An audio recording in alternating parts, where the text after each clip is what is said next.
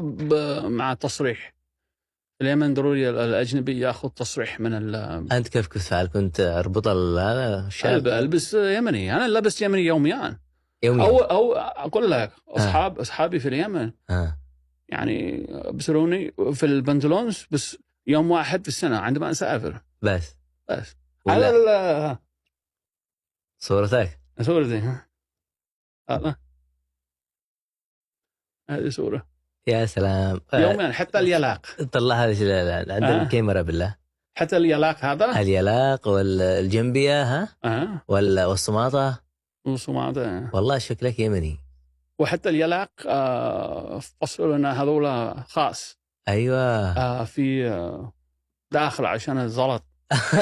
نسافر حسب الرعية. صح. أيوة صح. ضروري تجيب زلط. وشفت الزلط اليمني يعني $100 أيوة. فصرنا وأنا سافر كثير هكذا بدون تصريح بس ألبس يمني وتتحاكى صنعاني وبس. في النقاط في الكلام. وأحيانا واحد يقول ما له هذا عجم ومعه يقول لا بس ولد في أمريكا.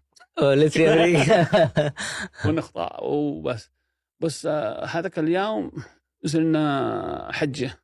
أيوة. عند هؤلاء اللي قالوا بنا حاليا ووصلنا لعند نقطة وواحد باليمن نعم أقول هذا باليمن أزنوا مننا. واحد ذكي شاف ما له هذا وعيونه زرقاء. ما له هذا عيونه زرقاء. انزل يا زرقاء. ايوه يا زرقاء انزل.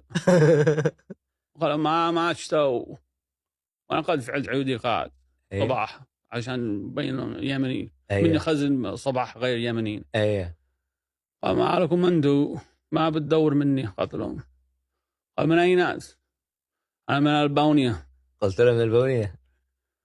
قال لي بالصوتك يمني ولكن هذا الشكل ماشي. انزل. قال والله ما بنزل. قلت له جلسنا من هنا لهنا كذا. وعسكري ولا ايه؟ عسكري. من هنا لهنا قالوا خلاص احنا نسير الحين لحج للمدينة وانتم بعدنا. يلا تمام. وهم على حق. هم على حق مش انا. فسيرنا بعدهم. طلعوا واحد عسكري فوق السيارة معنا فوق الهيلوكس. ووصلنا عند الأمن السياسي. الله خلاص دخلنا وجلسنا من هنا لهنا مع الضابط. آخر حاجة قالوا وين ادخل للداخل. وهذول أصحابي أجلس معهم أجلس لحالي. قال لا ما بلا أنتوا ادخل الزنزانة. الله وما ولا زنزانة ما فعل. خلص خليه القائد معك وندي لك الأكل وشرب أي حاجة تشتري بس بدون التلفون. أنا جلس كذا ما فعل ولا حاجة بس احتبس شوية. شوية جاء واحد عسكري قال لي خلاص جلس نتكلم مع شباب وعلي وأصحابي هذونا واتفقنا على أنك مش سوري. قال أنا سوري. ممكن كان في شيء هانك بالناس جو مدري. قال مش سوري. من قال لك أنا سوري؟ قالوا أنت أمريكي هذا صحيح؟ أيوة أنا أمريكي من البونية. وضحك. قال خلاص دحين قالوا الجواز مش معك. قال ما أسافر بالجواز أبدا. قال معك صورة الجواز ماشي. خلاص وخرج وأنا جالس مخزن. وبعدين رجعنا عندي قال اسمع تكلمنا معهم. قال وجاء علي معه. ممكن جاء علي معه. قال خلاص واحد من أصحابنا بيرسل ابنه معنا تبعه في البيت يعني صور الجواز وأعطيه الورقة وهو يجي يفعل فاكس. عشان نتأكد وأنت تعهد إنك فعلت تعهد إنك ما تسافر بدون الجواز وبدون تصريح. قلت تمام. دحين المشكلة ضروري اتصل بالمرأة. تقول لها خرجي الجواز وكذا. فأنا اتصلت قلت لها لو في مشكلة هي دارية طوالي ذكية. وأنا فهمت بس قبل 2 كيف دارية. قالت لي اعترفت. قال لو في مشكلة وأنا دخلت موقف، عندما هي تجاوب علي أنا أقول أهلا يا حلوة يا حالية يا جميلة. بس إذا في مشكلة تقول لها يا حالي ها. أيوة هي قال لي هذا. أنا أقول كيف أنا دائما أقول بيوتيفول يعني. أيوة. فأنا أتصل بها كلمتها هي تتكلم عربي؟ هي تتكلم عربي احنا بالانجليزي طبعا بيننا. ايوه لغه الام. قلت لها هي بيوتيفول. ايوه. هي قالت ما قالت لي ما بينت لي. قالت كيف حالك؟ انا الحمد لله. اشتيك تصور الجواز. قالت تمام اصور الان. وين انت؟ انا في حجه. ايش فعل؟ ايش سوي؟ بنشتري بن. اين انت بالضبط؟ انا في الطريق لعند الرعيه لعند القبائل هناك. ايوه. طيب وموقعك الان اين؟ انا بس في الطريق. اين في الطريق؟ انا في حجه في المدينه نفسها. طيب انا اصور هذا الان، بس اولا قل لي اين انت في المدينه بالضبط؟ قال انا بس في المدينه اجلس مع هذولا وبعدين رحلي. قالت انت محبوس. قلت لها شويه. قال شويه احتبس شويه. انا احتبس بشويه خلاص صور الجواز وبعدين ديلا فلان بيجي ديلا وخلاص وش اخرج.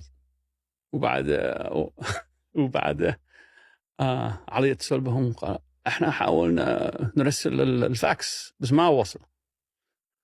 وقال الضابط ما لها ولا قال ما رسلوا بس ما وصل في الفاكس. من يستخدم فاكس الان؟ طبعا شغل الماتور عشان الفاكس. شغلوا الماتور وبعدين تبعوا وانا وقعت ورحلنا. سرنا لعند القبائل عند الرعيه. وصلنا لعندهم بالنادي الحاليات. ايوه. وصلنا الساعة ممكن الساعة 4 و5 بعد العصر. السلام عليكم وكذا ودخلنا الديوان معاهم وجلسنا شوي وهم مخزنين كلهم.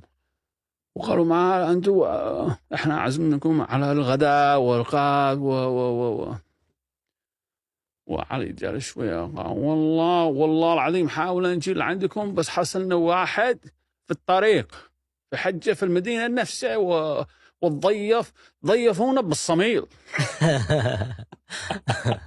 مو بالصميل صدقين. بس هم على حق صح. أنا المفروض إني أسافر بالتصريح وهذا هم طيبين. ايوه. طيب مواقف ثانية حصلت يعني فيها نوع من المخاطرة من المغامرة؟